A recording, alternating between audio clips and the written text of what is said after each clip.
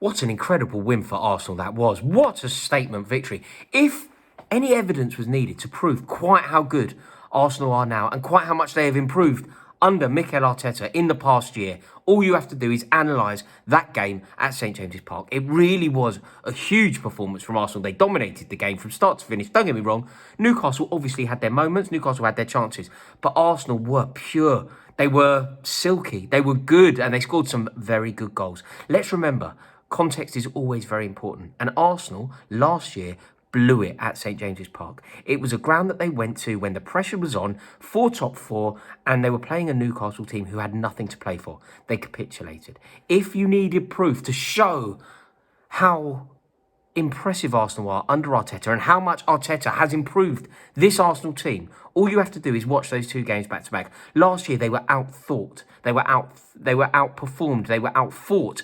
Everything was better from a Newcastle perspective, whereas today Arsenal were the dominant force. Arsenal asked so many questions of Newcastle. Newcastle tried to make it a little bit fiery. They tried to make it a game of aggression and a game of temperament, and Arsenal had a lot of answers to those questions. You know, you have a very physical team like Newcastle. Remember as well, they played each other, I think it was around Christmas time, at the Emirates.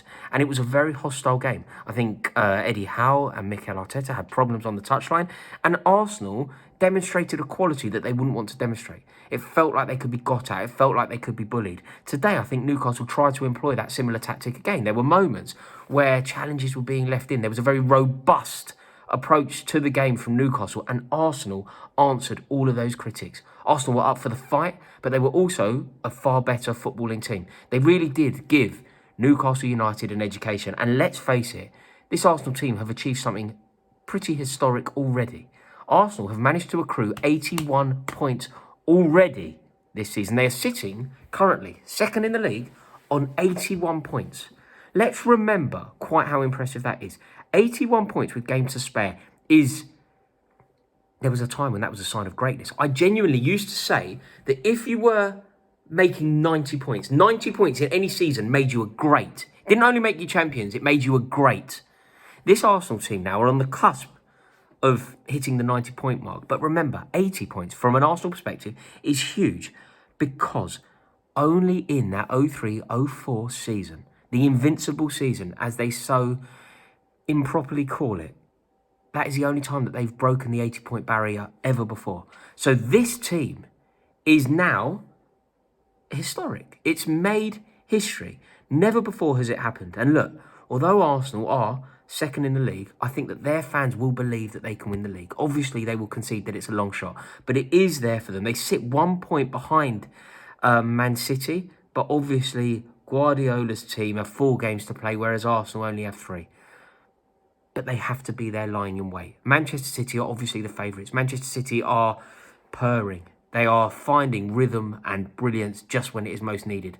But if something happens, if Guardiola overthinks, if an injury to Rodri potentially befalls them, if Real Madrid beat them and therefore disjoint them or just derail their season, Arsenal need to be lying in wait. So Arsenal must win every game between now and the end of the season. And from what we saw today, I think they can do it. They've had their blip. They've probably learnt from that blip. I imagine that they will feel heartbroken that they dropped those points to West Ham, Liverpool. Maybe not even Liverpool, but West Ham and Southampton. But it feels like they have now righted that wrong, because that is a huge, huge win. Remember, going to Newcastle is never easy. They have a fantastic home record. It's never an easy place to go. And Newcastle have a lot to play for. I think Newcastle genuinely want to finish third. I don't think that it will matter to Manchester United, third or fourth. Whereas I think Newcastle want to make that statement that they finished third. And I feel like they will probably get there. But if Manchester United beat West Ham tonight, Manchester United can go ahead of them. So it's really going on. There's a lot to play for. But overall, this victory, I think... Look, I never want to see Arsenal win any games of football, right? But there's one reason why I can find an element of positive to this. We still have a title race. There is still some jeopardy. There is still something to play for. And I do enjoy the title race. You know, I desperately want Man City to win it. But I do enjoy the fact that we have a title race, which is important for the league. You know, we do certainly need that. Overall, I think it's going to be Newcastle who make the top four. I think there is an element of jeopardy around that now, but overall, I think that they will probably just about do it. It's going to be very interesting to see how this all pans out, though, of course, because Manchester City have some serious games coming up, and that game against Real Madrid cannot be taken lightly. So Arsenal need to keep winning their game. And look, of course, the chances are that Manchester City retain the title, but they need to be forced to win the title. And they can't just gift them the league. And it's not looking like they're going to do that now. So we will have to see. But I imagine that Arsenal will be over the moon with that, simply because of what happened at Newcastle last season. You know, their hopes of the top four were extinguished in that game. You know, it was that 2-0 defeat that exposed all of the Arsenal frailties. And a lot of the things that we say about Arsenal having a weak underbelly were demonstrated in that particular fixture. You know, their flakiness, they crumbled in that game.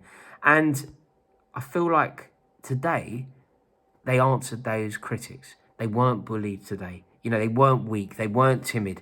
They stood up to a very robust approach from Newcastle. So it's going to be very interesting to see how this all transpires now. But ultimately, I think Arsenal should be very proud of how this season has gone for them.